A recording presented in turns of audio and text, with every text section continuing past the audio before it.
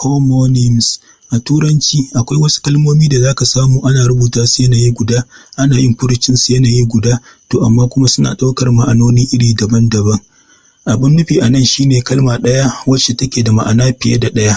Misali, kalmar train tana nufin horaswa, sannan kuma za ta iya nufin jirgin ƙasa.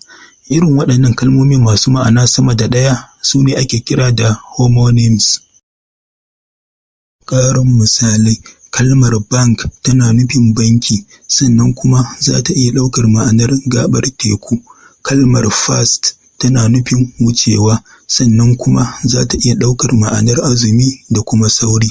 Kalmar fine tana nufin jin garau a jiki, sannan kuma za ta iya ɗaukar ma'anar tara wacce ake yi wa mutum a kotu.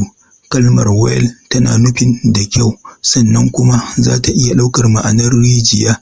Kalmar lie tana nufin ƙarya, sannan kuma za ta iya ɗaukar ma'anar kwanciya.